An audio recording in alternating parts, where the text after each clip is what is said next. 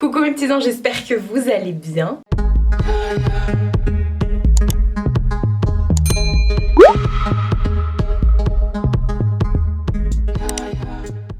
On se retrouve aujourd'hui pour une vidéo FAQ, foire aux questions. Effectivement, je vous ai fait un sondage sur Instagram. Je suis désolée pour ceux qui n'ont pas Instagram, mais les sondages, ça se passe là-bas, malheureusement. Je vous ai fait un sondage pour savoir si ça vous intéressait de lancer une foire aux questions sur ma chaîne. Et vous m'avez répondu à plus de 90% oui. Donc, je me suis dit let's go, je vous ai laissé me poser vos questions sur Instagram et aujourd'hui tout est dans le téléphone, on va y répondre tout simplement. Voilà, au début je voulais me mettre en mode chill et tout sur mon canapé et tout ça, et puis je me suis dit non, j'aime trop faire ma crâneuse ici. Voilà. Donc je vais répondre à toutes vos questions, il y en a plein, j'ai fait des captures écran. Il y a des questions qui vont revenir assez souvent, donc de toute façon je vous afficherai tout autour de moi. Et voilà, c'est parti. Alors, la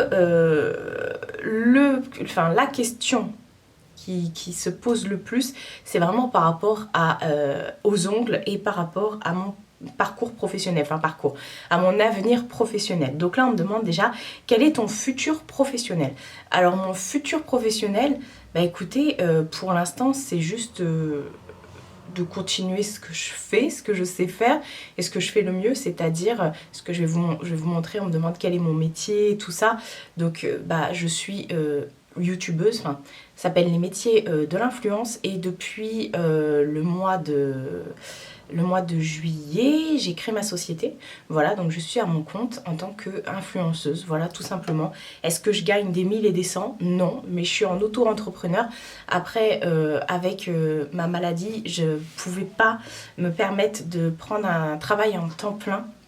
Et ça, il y a beaucoup de gens qui me le demandent, qui me demandent quel est ton travail et tout ça. Malheureusement, je ne peux pas, j'ai essayé de reprendre une activité à temps plein ou autre, mais c'était complètement impossible pour moi.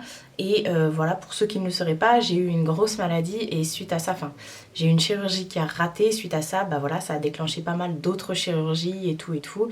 Et depuis, je suis travailleur handicapé. Voilà, donc pour moi, travailler, c'est bien. Vous me direz, quand je fais des vidéos sur YouTube, je travaille plus que si j'étais salariée et je gagne moins. Ce sont des choses qui arrivent, mais voilà, pour l'instant, j'ai pas de futur entre guillemets parce que je suis quelqu'un qui vit au jour le jour. Voilà, j'ai appris à vivre au jour le jour. Bien sûr, je prévois, que ce soit financièrement et tout ça. Je prévois, je suis pas non plus idiote à ce point-là, au point de me laisser vivre et advienne que pourra. Enfin, c'est pas être idiot ça, mais j'ai besoin aussi de planifier tout ça. Ça commence bien, hein. Que du blabla dès la première question, mais c'est parce que ça va revenir beaucoup. Et voilà, et donc du coup, je planifie aussi ça, hein. De toute façon, voilà, quand vous êtes un travailleur handicapé, vous touchez effectivement un virement, vous touchez un virement, vous percevez une prime de travailleur handicapé, tout simplement, parce que vous ne pouvez pas travailler. Donc, bah oui, moi, c'est au jour le jour, entre guillemets. Je continue à faire ce que je fais qui me plaît, même si ça me prend énormément de temps. Au moins, s'il y a des jours où je peux pas me lever, s'il y a des jours où je suis mal, et ben j'ai pas à vous envoyer un arrêt de travail et à perdre des jours de salaire et tout. Là, c'est moi qui gère, quoi. Ensuite, autre question qui m'a été posée énormément de fois.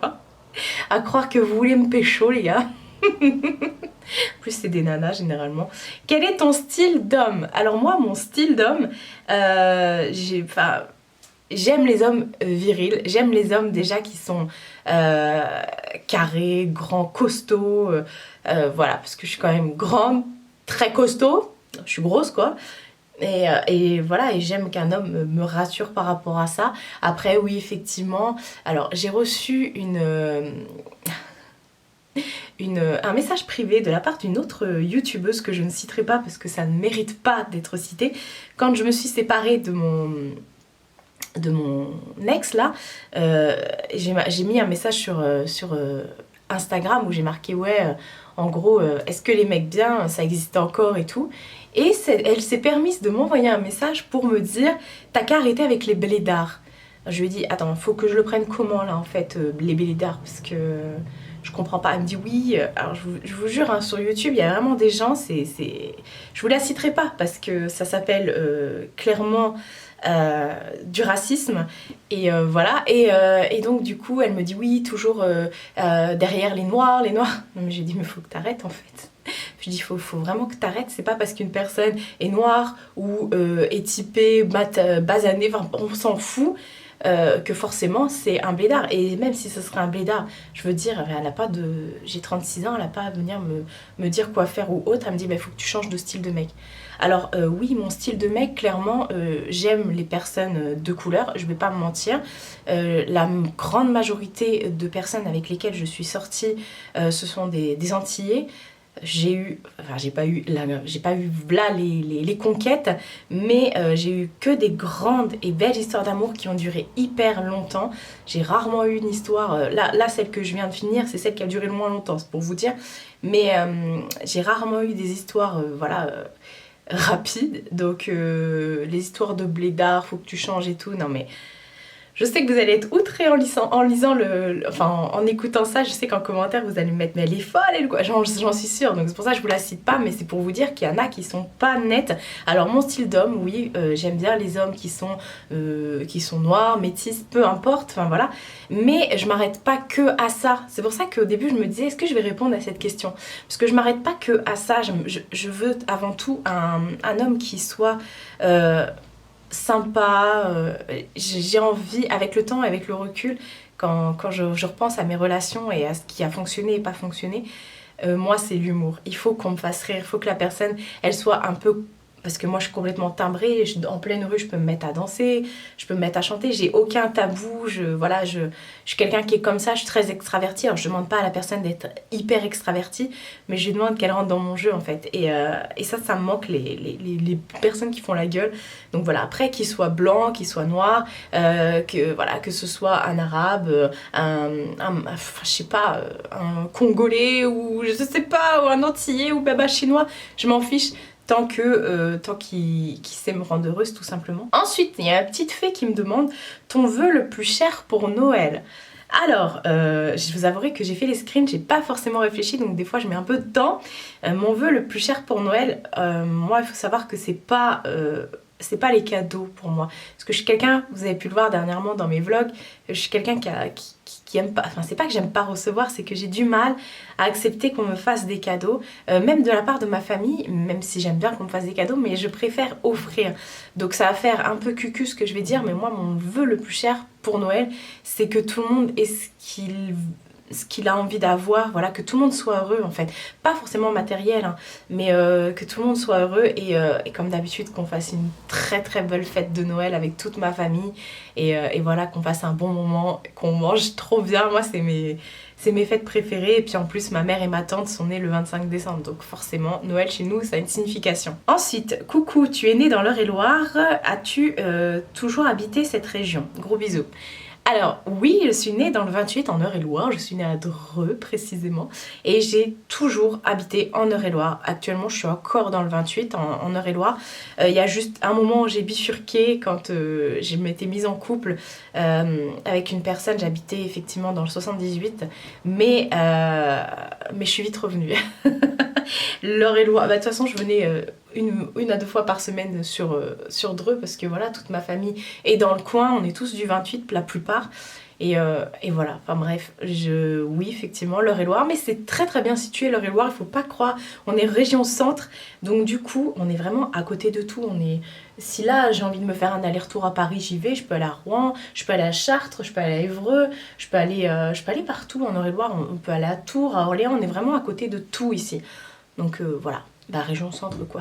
Alors ça c'est pareil, ça rejoint la question du métier, mais là on me demande précisément quel est ton vrai métier. Alors pour moi ça insinue que YouTube c'est pas un vrai métier. Les gars, YouTube c'est un métier, on paye des taxes, on paye des cotisations, on paye comme tout le monde, voire on est même moins bien, enfin en tant qu'auto-entrepreneur, moi perso, je cotise pas pour ma retraite, je vais pas vous mentir, donc bon, c'est un risque, et puis forcément on est taxé à fond les ballons, mais YouTube c'est un vrai métier les gars. C'est pour ça que j'ai voulu mettre l'accent sur cette question-là, parce que ton vrai métier, ça insinuerait que ce que je fais c'est pas vrai, voilà. Alors on le dit et on le redit et peut-être que vous en avez marre de l'entendre, mais faire des vidéos sur YouTube c'est quelque chose qui est hyper prenant. Pour faire une vidéo, il faut au moins 2-3 heures pour juste la tourner, se préparer la tournée et tout. Ensuite, il y a tout ce qui est exportation, montage, donc montage, enregistrement, miniature. Il y a tout ce qui est mail, gestion des commentaires. Et ensuite, il y a tout l'investissement que vous avez autour. Là, par exemple, j'ai un réflexe. Un réflexe, ça vaut presque 1000 euros. J'ai des anneaux, trucs, enfin, j'ai un anneau qui vaut un peu plus de 100 euros. Vous voyez, c'est pour vous dire, c'est un investissement. Les trucs là, lumineux, les spots qui sont en train de m'éblouir, c'est pareil, ça coûte presque 300 euros. Vous avez le logiciel qui coûte je ne sais plus combien, l'ordinateur. Enfin, voilà, c'est un investissement. Donc YouTube, pour ceux qui ne le savent pas encore, c'est un vrai métier. Voilà. Serais-tu prête à rencontrer tes abonnés? Tu viens près de chez moi, des fois à Rouen. Alors, je viens très rarement à Rouen, j'ai dû y aller... dernièrement, peut-être une fois en 10-12 ans. Je vais très rarement à Rouen. J'y passe quand je vais sur Amiens, forcément je prends l'autoroute à Rouen, mais sinon je vais très rarement à Rouen pour info. Mais c'est vrai que Rouen c'est pas très loin de chez moi, c'est à une centaine de kilomètres. Mais sinon non, j'y vais pas à Rouen. Mais serais-tu prête à rencontrer tes abonnés? C'est une question qui m'avait beaucoup été demandée déjà lors de la dernière foire aux questions. Et je pense que c'est toujours la même chose. Je pense que je suis pas légitime à faire une rencontre abonnée. Ça signifierait que j'ai de l'importance. Et alors c'est cool hein, de rencontrer des gens et tout, faire comme Karine et Ella qui faisaient des rencontres comme ça, resto avec tout le monde et tout. Ça pourrait être cool, mais je me sentirais hyper gênée, honnêtement. J'aime bien vous rencontrer dans la rue, ça me dérange pas, mais je me sentirais hyper gênée parce que je me sens pas légitime en fait à faire ça, tout simplement. Mais ouais, c'est cool, c'est toujours cool de rencontrer du monde, mais organiser un truc comme ça, pour moi ça voudrait dire que, je sais pas, après quand les filles le font, ça me dérange pas, je me dis pas, elles se prennent pour je sais pas qui à se faire des rencontres abonnées. Non, parce que c'est dans le cadre où justement elles se disent, bah venez les filles, on va faire du shopping et du resto ensemble, enfin un resto ensemble. Donc ça c'est cool, mais je sais pas. Alors là on va entamer le sujet de la prothésie ongulaire parce que j'ai eu je sais pas combien de questions là-dessus. Donc là en l'occurrence, où en es-tu dans ton projet de prothésiste ongulaire? Alors j'ai eu mon diplôme qui est affiché juste ici de prothésiste ongulaire là en début d'année. Je l'ai obtenu avec le Centre européen de formation. Et non, je n'exerce pas. Pourquoi? Tout simplement parce que lorsque vous faites une formation à distance, on vous demande de faire des stages si vous le souhaitez et que je n'ai jamais pu trouver de maître de stage. Il faut savoir que quand vous faites un stage chez quelqu'un, ce stage est considéré comme une formation. Donc cette formation est payante. Donc là, si au jour d'aujourd'hui, je veux faire un stage pour me perfectionner ou pour apprendre et tout, je suis obligée de repayer la formation. Donc en gros, ma formation avec le Centre européen de formation ne m'a servi à rien du tout, à part avoir des classeurs avec des pronostics, voilà, sur les microbes, sur les virus, sur les machins, sur les tendances qui se font actuellement et tout. Donc ça c'est cool, mais ça ne m'a pas permis de pratiquer. Donc moi je me sens pas légitime, même si je l'ai fait sur moi, je l'ai fait sur 2-3 personnes, mais ça m'a pas permis de pratiquer. Et pour pratiquer, il faut que je sois dans un institut ou un bar à ongles ou autre avec une professionnelle qui me montre le geste. Et pour ça, ça serait repayer une formation à 3000 euros quoi. Et je peux pas me le permettre de payer une deuxième formation. Donc cette formation-là, c'est cool, j'ai le diplôme, mais elle me sert strictement à rien. Donc j'ai complètement abandonné le truc parce que j'ai pas 3000 euros pour mettre dans une formation. C'est juste dingue, je peux pas me permettre de repayer une formation. Et si je l'avais su avant, honnêtement, bah je l'aurais pas fait. J'aurais pris les 3000 euros direct et je les aurais mises directement dans une vraie formation chez une personne physique. Ça aurait duré même moins longtemps, une semaine ou un mois. J'aurais appris les techniques, j'aurais vu comment le faire en live et basta. Voilà, donc s'il vous plaît, ne me parlez plus de cette formation de prothésiste ongulaire. Je suis assez dégoûtée parce que je vous en ai parlé. Au début, je voulais pas vous en parler et j'ai fait l'erreur, entre guillemets, de vous en parler. Et je suis dégoûtée pour tous ceux qui croient en moi, qui m'ont envoyé aussi du matériel et tout.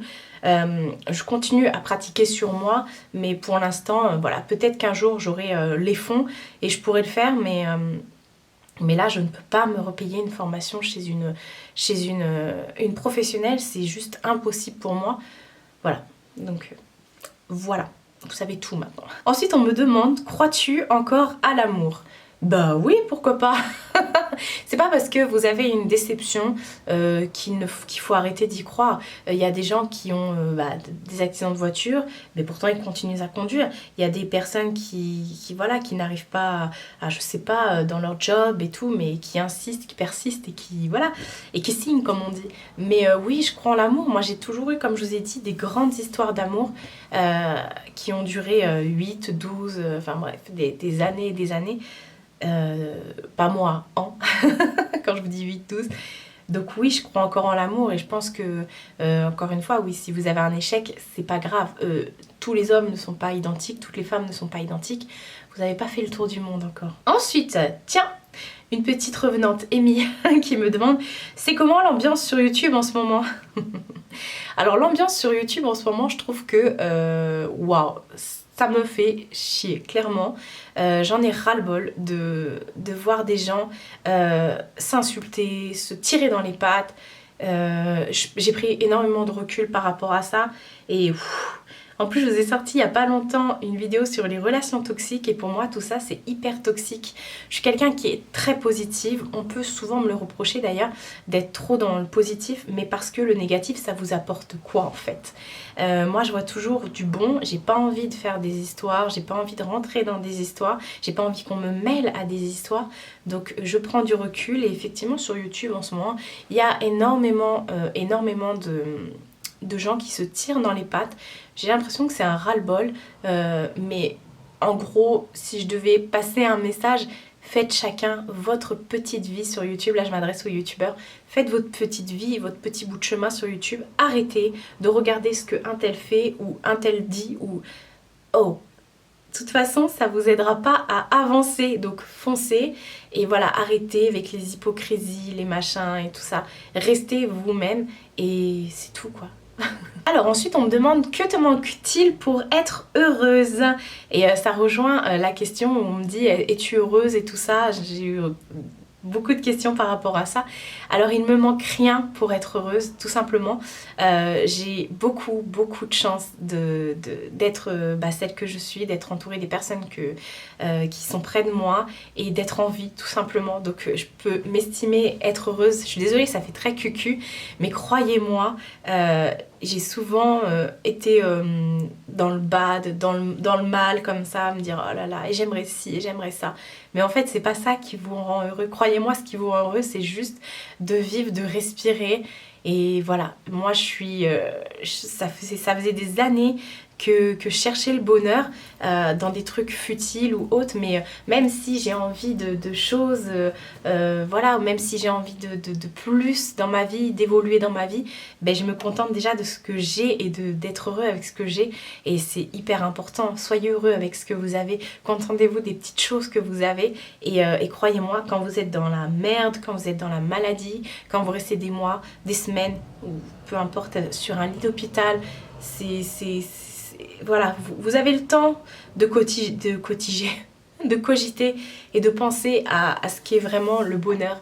Boire un verre d'eau, respirer l'air, prendre l'air, sentir l'air sur votre peau. Croyez-moi, c'est juste du bonheur. Et être avec votre entourage, pouvoir rigoler ou pouvoir rigoler d'un rien, même en regardant la télé, parce que vous n'êtes pas obligé d'avoir... des tonnes de personnes autour de vous pour être heureux, mais juste voilà, contentez-vous de ces petites choses. Moi, ce qui me rend heureuse, par exemple, c'est de faire des vidéos et de sortir dehors, d'aller chercher mon neveu à l'école, de manger. D'ailleurs, je vous prépare une vidéo sur ces petits trucs qui me rendent heureuse parce que je suis une fille. Ensuite, on me demande si Mina dort avec moi. Alors là, j'ai pas trop le choix. Ici, c'est la maison de Mina. Mina va où elle veut. Mina dort avec moi depuis le premier jour où je l'ai eue. Elle a toujours dormi avec moi. Je l'ai eue, elle avait à peine un mois. Elle était petite comme ça, je sais pas si vous vous souvenez. Elle avait du mal à monter sur le lit, c'était rigolo parce que pour monter elle était obligée de s'agripper au drap. J'avais un escalier avant dans mon ancien appartement et du coup quand elle montait les marches, qu'est-ce que c'était drôle. Mais donc, du coup la nuit je la posais sur mon lit et elle restait là tranquille et tout et elle a toujours dormi avec moi. Et voilà, la seule fois où elle n'a pas dormi avec moi, ça se compte vraiment sur les doigts d'une main. Mais c'est quand j'ai fait des séjours à l'hôpital ou que, voilà, que j'ai été hospitalisée et tout ça. Et, ou alors quand je vais en week-end chez Marjo, peu importe, ou quand j'allais en Bretagne, et encore en Bretagne, je la prenais avec moi, et enfin je l'ai prise avec moi, et elle n'a pas le droit de rentrer dans la chambre. Mais bon, sinon oui, Mina, là elle a eu 5 ans là, le 11 septembre, et elle a toujours dormi avec moi. De toute façon, un chat, vous pouvez pas l'empêcher, il va où il veut, il monte où il veut, vous pouvez rien faire, et à part fermer la porte quoi. Mais moi quand je ferme la porte, elle gratte, elle miaule, laisse tomber. Alors on me demande, as-tu des dons, vision, entendre, à quand les vidéos paranormales ou une chaîne, enfin. Alors, il n'y aura pas de chaîne paranormale puisque je compte instaurer ici des vidéos paranormales. Il y en aura la semaine prochaine pour Halloween, ça c'est sûr. Et oui, effectivement, je vais vous raconter un petit peu mon vécu avec le paranormal depuis toute petite. Effectivement, il m'est arrivé des tonnes et des tonnes de choses j'avais envie de vous faire une vidéo là-dessus, donc je vais vous faire une vidéo là-dessus. Il y aura un peu plus de vidéos, je pense, paranormales.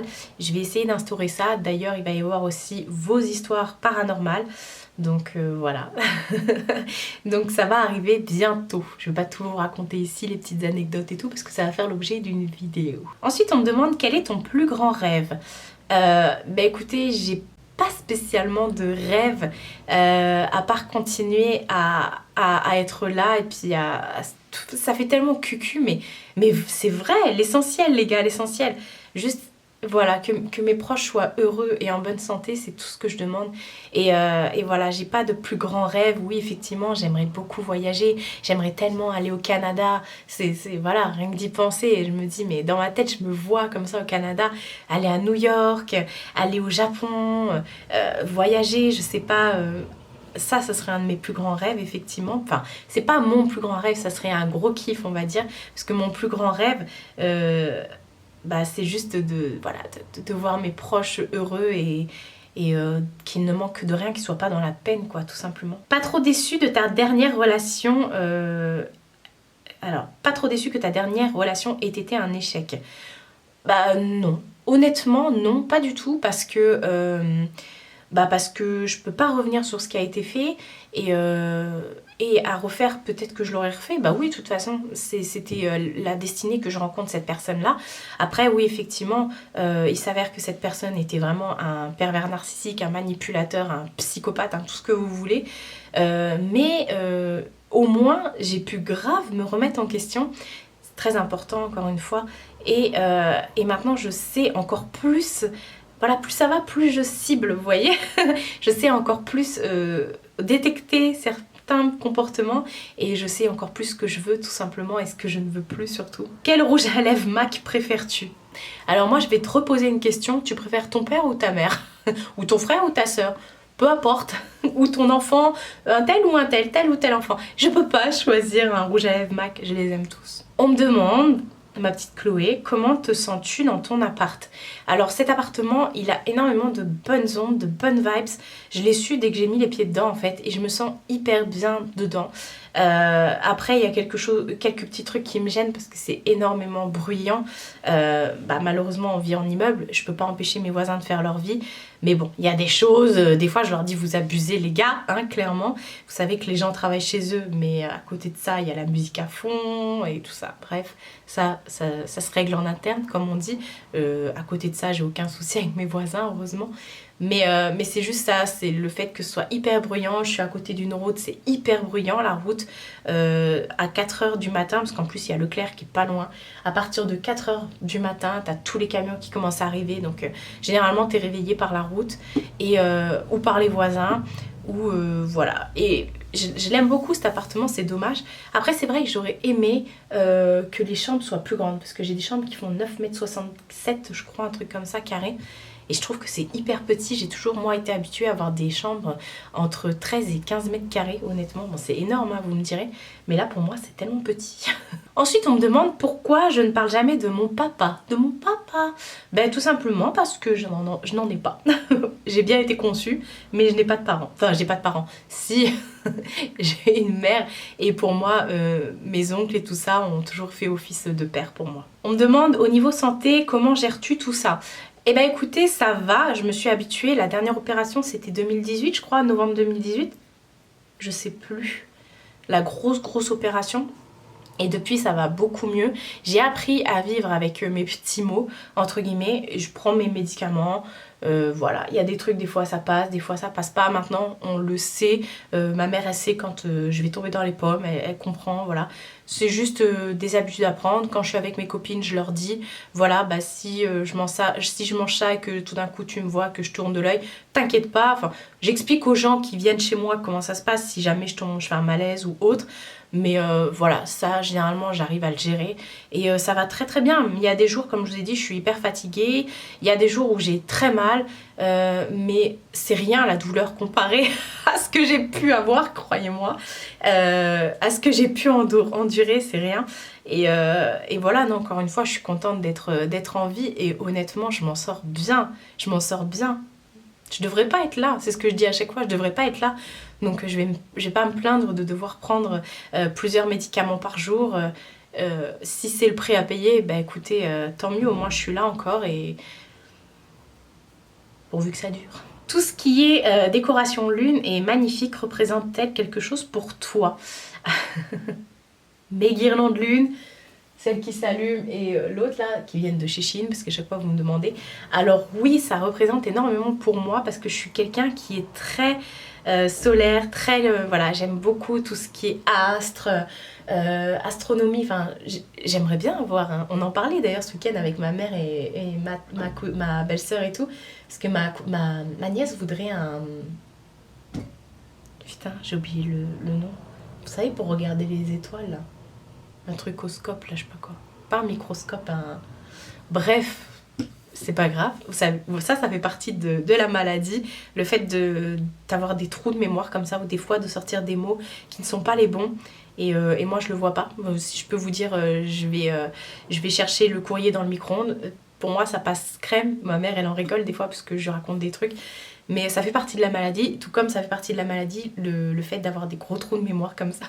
De ne plus me rappeler des mots et tout. Mais oui, voilà, moi j'adore tout ce qui est astrologie aussi. J'y crois beaucoup aux ascendants, descendants, aux signes solaires, enfin bref, aux signes astro en général. Et puis je trouve que ça fait partie aussi de tout ce qui est l'occultisme, entre guillemets, le pouvoir de la lune, des étoiles, sur notre bien-être, sur le fonctionnement des gens, enfin bref, ça se rejoint un petit peu avec, pour moi, avec tout ce qui est médiumnité, enfin tout ça, c'est tout un truc et je trouve ça hyper doux, hyper chaleureux, hyper rassurant pour moi quand je vois des étoiles comme ça, des lunes. Non, bah d'ailleurs, le pouvoir des pierres, vous voyez là j'ai une pierre, une pierre de lune d'ailleurs, et enfin bref, ah bah là oui effectivement j'ai une étoile et une lune, mais je trouve ça vachement apaisant pour moi, c'est rassurant, je sais pas. Est-ce que Mina est stérilisée et comment lui donnes-tu à manger en libre service ou petit à petit? Alors oui, Mina est stérilisée depuis 7 mois, 8 mois. Elle a été opérée très tôt, Mina, parce qu'elle a eu ses chaleurs très tôt. Oui, effectivement, j'ai opéré Mina tout de suite. Moi, j'ai toujours stérilisé tous mes chats. Mâles comme femelles, tous les chats qu'on a pu avoir avec ma mère, on les a toujours fait stériliser parce que je vais pas vous expliquer quoi faire ou pas avec vos chats, mais faire des portées à des chattes ou leur donner la pilule, ça peut leur apporter des grosses maladies. Et puis voilà, il y a tellement de chats dehors qui sont abandonnés et tout, des gros matous qui vont à droite à gauche. Voilà, non, un chat, c'était en une année, je me souviens plus, à partir de 2 chats, en une année, on avait vu une pyramide comme ça peut devenir des trentaines et des trentaines de chats. chats, juste avec 2 chats en un an. Donc faites stériliser vos chats et c'est pas parce que vous avez des mâles que vous ne devez pas non plus les castrer. Faites castrer vos chats parce que justement ils peuvent aller loin et faire des chats, enfin des chatons à d'autres chats qui sont pas stérilisés. Enfin c'est tout un truc. Faites stériliser vos animaux, sauf si vous êtes dans des trucs de reproduction, de je sais pas quoi. Et par rapport à la nourriture, alors il faut savoir que Mina, c'est une grosse gourmande. Elle a toujours ses croquettes en libre service, elle a toujours des croquettes. La gamelle est toujours pleine. Et elle arrive à me vider sa gamelle par jour, hein, quand même. C'est pour vous dire que c'est une grosse goinfre. Et à côté de ça, je lui donne de temps en temps des petits bonbons. Vu qu'elle sort pas, je lui mets les bonbons dans une balle et elle bouge la balle pour faire sortir les bonbons. Donc ça lui fait faire un peu d'exercice parce que comme je dis, elle sort pas, donc elle va pas chasser, elle court pas et tout. Et sinon le soir, je lui donne une pâtée et qu'elle dégomme. Voilà, c'est Mina. Et puis dès que je suis en train de manger, elle vient forcément voir. Alors elle vole pas, hein. Mina ne vole jamais dans les assiettes. Elle vient s'asseoir à côté de moi et me regarde, l'air de dire y a moyen. On me demande si plus tard je voudrais des enfants. Alors ça aussi c'est une question qui est revenue il me semble plusieurs fois. Alors c'est une question qui est assez délicate à poser je trouve à quelqu'un. Enjoy Phoenix avait fait toute une vidéo là-dessus. À savoir que voilà, une femme qui a passé la trentaine, moi j'ai 36 ans et qui n'a pas d'enfants, lui demander si elle veut des enfants, c'est un peu délicat parce que vous savez pas ce qu'il y a derrière. Alors je le prends pas du tout mal. Mon rêve, un de mes rêves aussi, que ça aurait été d'avoir des enfants. Est-ce qu'il est trop tard? Pour moi je pense que oui effectivement. À part si demain je rencontre quelqu'un et tout ça, mais la maladie a fait que ça m'a mis beaucoup de bâtons dans les roues et tout ça, mais oui j'aimerais bien avoir des enfants et je ne sais pas si un jour je pourrai en avoir. Ça va être un peu compliqué on va dire. Voilà. Quel est le prénom de ton plus grand amour? Alors je veux pas vous mentir, on va dire ça ici, je suis restée très longtemps et je pense que ça a été mon plus grand amour avec un jeune homme maintenant qui est vieux et qui s'appelle David. Voilà, tout simplement. Pour ceux qui me connaissent savent, toute ma famille le savent. Et je suis restée très longtemps, plus de 10 ans avec cette personne-là. Et voilà. C'est pour ça que si un jour j'ai un fils, je ne l'appellerai jamais David. Ensuite, on a Hélène Elsey qui me demande qu'est-ce qui est le plus important pour toi dans la vie? Le plus important pour moi dans la vie, c'est de vivre tout simplement et d'arrêter de se préoccuper, c'est ce que je disais tout à l'heure, d'arrêter de se préoccuper des autres, de ce que font les autres, mais juste vivre pour soi-même et avancer pour soi-même. C'est important de se retrouver et de savoir ce qu'on veut et comment on peut l'obtenir. Je vous parle pas de matériel et tout, mais pour être voilà, moi j'ai trouvé mon bonheur dans un tas de petites choses comme ça, et le soir quand je me couche je suis apaisée. Je pense pas avant j'en avais tellement plein la tête que je dormais pas la nuit, et maintenant je suis apaisée. Je sais je me couche la tête vide entre guillemets, pas pleine de remords ou pleine de haine ou voilà. Honnêtement j'ai appris à me foutre de ce qui se passait autour de moi quand c'était complètement inintéressant, on va dire ça comme ça. Et encore une fois, je suis pas un bisounours, je suis consciente de ce qui se passe autour de moi, des problèmes qu'il y a sur Terre et tout. Et à mon niveau, si je peux faire quelque chose, je le fais. Et voilà, moi ça me rend sereine en tout cas d'aider les autres, d'être bienveillante envers les autres. Et voilà, pour moi c'est le plus important dans la vie, juste d'être en accord et en paix avec moi-même en fait. Si tu ne devais garder qu'une palette make-up, non mais oh je sais pas, là honnêtement non parce que j'ai refait un tri en plus il y a pas longtemps en vidéo avec vous, et pour moi il était impossible de me séparer de plusieurs palettes, donc non là, faut pas pousser mémé dans les orties. Hein. On me demande qu'est-ce que tu regrettes le plus au jour d'aujourd'hui? Bah écoutez, pas grand chose. Il y a des trucs où effectivement j'ai merdé, j'aurais pas dû faire ci, j'aurais pas dû agir comme ça. Peut-être que j'aurais pas dû non plus me faire opérer pour pas être malade, mais j'aurais pas la vie que j'ai aujourd'hui, j'aurais pas la réflexion que j'ai aujourd'hui, et j'aurais pas la sérénité que j'ai aujourd'hui en fait. Donc rien en fait, ça sert à rien de vivre dans les regrets parce que ça vous fait pas avancer. Un moment cocooning préféré? Alors moi le moment cocooning préféré, ce que j'adore, c'est le soir. J'adore le soir. Avant je détestais ça parce que je savais que j'allais pas dormir, mais maintenant ça me va. C'est le soir, fermer tous les volets, tous les rideaux, sortir de la douche toute démaquillée, toute crémée avec mon petit pyjama, enfin ma robe de chambre et tout, et me mettre au lit avec un bouquin, avec des petites lumières tamisées. Ça, c'est mon moment à moi. J'adore. C'est le plus cocooning du monde pour moi. Quel est ton type de femme si tu étais lesbienne? Eh ben écoutez, je me suis déjà posé la question, pas à savoir par rapport à ma sexualité, parce que j'aime les hommes, mais je pense que moi je suis quelqu'un qui aime la beauté de tout en fait. Encore une fois, très cucu, mais je trouve de la beauté dans à peu près tout. Et du positif et de l'amour, nanana. On va croire que je fais partie d'une secte. Non, mais et des fois, quand je regarde des femmes, je fais « Waouh, elle est trop belle !» Ça m'est déjà arrivé d'arrêter quelqu'un pour lui dire « Excusez-moi, mais vous êtes trop belle. » La beauté d'une femme, je sais pas, mon type de femme. Je pense que j'aimerais bien les femmes avec des rondeurs, un peu comme moi. Je sais pas. Ouais, je pense que j'aimerais bien les femmes avec des rondeurs. Et ouais, si. Travailler à la maison ne te permet pas de faire des rencontres. Alors c'est marrant parce qu'il y a un point d'interrogation à la fin, mais c'est pas posé comme étant une question.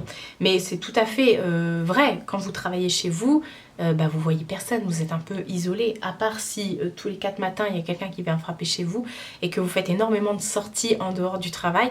Ben non, effectivement, vous travaillez pour vous-même, votre patron c'est vous-même, vous travaillez avec vous-même et vos collègues c'est vous-même. Donc effectivement, bah oui, ça me permet pas de rencontrer du monde, oui. Quelle est ta saison préférée?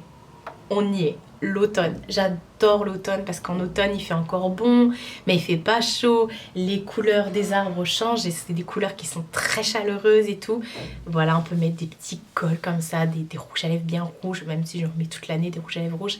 Mais alors là, l'automne, c'est. Puis en plus, il y a Halloween, ma saison préférée. Voilà, et puis juste après, on enchaîne avec Noël en hiver, donc l'automne, mais de loin. On me demande rien, là on me dit que tu es une source d'inspiration, merci pour ta joie de vivre. Et ça, c'est le genre de message que je reçois assez régulièrement et qui m'émeut à chaque fois, qui me vont droit au cœur parce que je me rendais pas compte en fait. On me l'a expliqué plus récemment lorsque j'ai reçu le fauteuil en cadeau de la part d'une abonnée. Je dis mais je sais pas accepter ce genre de cadeau, c'est pas possible. Et on me dit mais Marie, tu te rends pas compte, déjà j'ai pu en parler avec la personne qui me l'a offert. Et après en débat avec privé ou sous sous ma vidéo où je montrais le cadeau, on me dit voilà, tu m'apportes beaucoup et tout. Moi je m'en rends pas compte parce que je suis derrière ma caméra et je vous parle.